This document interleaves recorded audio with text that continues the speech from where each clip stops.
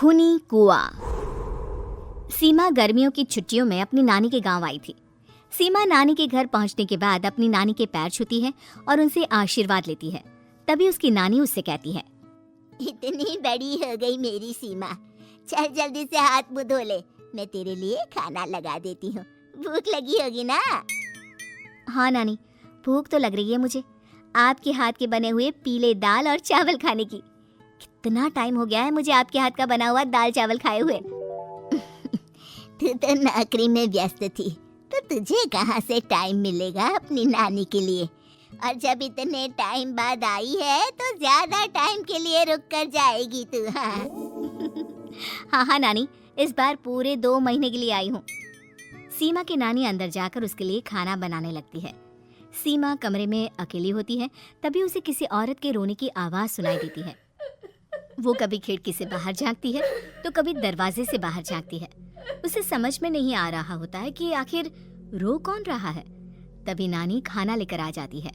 वो अपनी नानी से कहती है, नानी, कोई औरत रो रही है क्या? मैं जब से यहाँ आई हूँ तब से मुझे यहाँ किसी औरत की रोने की आवाज़ आ रही है। हे भगवान, कहीं ये वही तो नहीं? बोलो ना नानी। अरे कोई नहीं रो रहा, ये तेरे मन का वहम है। और तू ना अब खाना खा ले, ज्यादा यहाँ वहाँ की बातों में ध्यान मत दिया कर। जल्दी से खाना खा और फिर मेरे साथ आ जा मेरे कमरे में, दोनों बैठकर खूब सारी बातें करेंगे। ऐसे ही अगले दिन सीमा अपनी नानी के साथ गांव के बाजार जा रही होती है। उसी रास्ते में फिर से किसी औरत के रोने की आवाज आती है। वो अपनी नानी से कहती है, अरे नानी, क्या सच में तुम्हें अभी भी किसी औरत की रोने की आवाज नहीं सुनाई दे रही? मुझे किसी औरत की बहुत बुरी तरीके से रोने और चीखने की आवाजें आ रही हैं। मैं बहुत परेशान हूँ नानी, आखिर ये कौन है? मुझे लगता है कि सीमा को शहर भेज देना चाहिए, यहाँ रहना उसके लिए ठीक नहीं। नानी बोलो ना, आप चुप क्यों हो जाती हो? सीमा, तू घर चल, मुझे तुझसे बहुत जरूरी बात करनी है। नानी सीमा को घर ले आती है और सीमा से कहती है, सीमा, कल सुबह तू शहर वापस चली जाएगी। अरे अचानक? आखिर क्या बात है नानी, आप मुझे ऐसे जाने को क्यों कह रही हो? मैं बस जो कह रही हूँ उस पर ध्यान दे। तू कल सुबह यहाँ से चली जाएगी, और ये बात मैं कोई मजाक में नहीं बोल रही। तू कल जाएगी तो मतलब जाएगी। अरे नानी, चली जाऊंगी मैं, ठीक है, पर आखिर बात क्या है ये तो बता दो। मम्मी से कोई बात हुई है या फिर मुझसे कोई गलती हुई है जो तुम मुझे अचानक से जाने के लिए बोल रही हो? देख सीमा, रात बहुत हो चुकी है और मुझे इस बारे में कोई बात नहीं करनी। चल, अब चल के मेरे साथ सो जा, सुबह की बस पकड़कर तुझे शहर भी तो जाना है। सीमा को अपनी नानी का ऐसा व्यवहार देखकर बहुत ही अजीब लगता है। उसे कुछ समझ में नहीं आ रहा होता है कि आखिर उसकी नानी उसे अचानक से गांव छोड़कर जाने के लिए क्यों कह रही है। ये सारी बातें सोचते सोचते सीमा की आंख लग जाती है और वो अपनी नानी के साथ सो जाती है। ऐसे ही आधी रात को सीमा को फिर से किसी औरत की रोने की आवाज सुनाई देती है।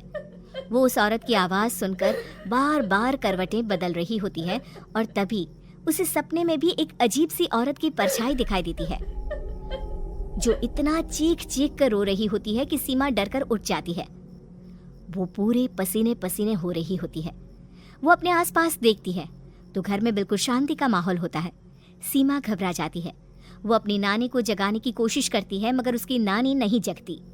सीमा को फिर से उस औरत की रोने की आवाज सुनाई देती है। आखिरकार सीमा अपने आप को रोक नहीं पाती और वो घर का दरवाजा खोलकर बाहर निकलती है। आखिर ये माजरा क्या है, आज तो मैं पता करके रहूंगी।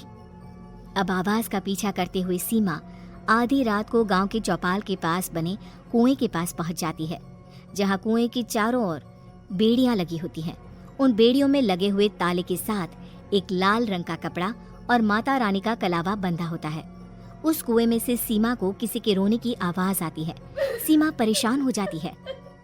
इस कुएं में कौन है? कौन है यहाँ? सुनो, कौन है? कौन रो रहा है?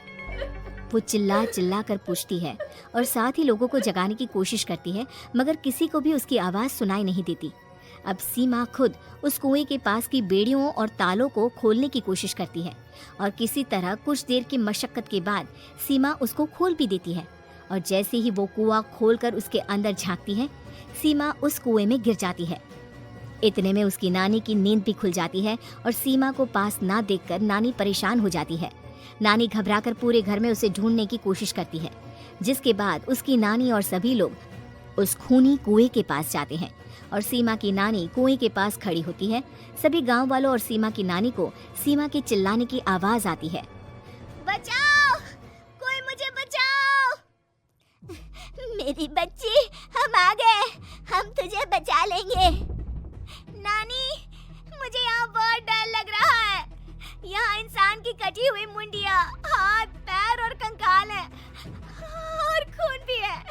नानी, मुझे डर लग रहा है। आप सब मेरी मदद कीजिए, नहीं तो ये खूनी कुआं मेरी बच्ची को भी खा जाएगा। अरे मुझे तो ये समझ में नहीं आ रहा कि आखिर इस खूनी कुएं को खोला किसने। सालों पहले इसको इतनी मुश्किलों के बाद तांत्रिक बाबा ने बंद किया था। अरे पूरा गांव खूनी कुएं के बारे में अच्छे से जानता है, तो कोई भी जानबूझकर तो ऐसा करेगा नहीं। मतलब किसी ने अनजाने में इसे खोल दिया है भैया। सीमा को इस बारे में मालूम नहीं था और जब से वो यहाँ आई थी तभी से उसे किसी औरत के रोने की आवाज़ें भी सुनाई दे रही थी। कहीं सीमा ने ही तो उसे नहीं खोला। अगर ऐसा है तो फिर सीमा का बचना बहुत मुश्किल है। वहीं कुएं के अंदर सीमा रोते हुए बैठी होती है कि उसे आवाज सुनाई देती है जो कुएं के बाहर खड़े गांव वालों में से किसी को सुनाई नहीं देता। आज सालों के बाद मुझे ताजा खून मिलेगा। तेरा खून पीकर आज मैं अपनी प्यास बुझाऊंगा।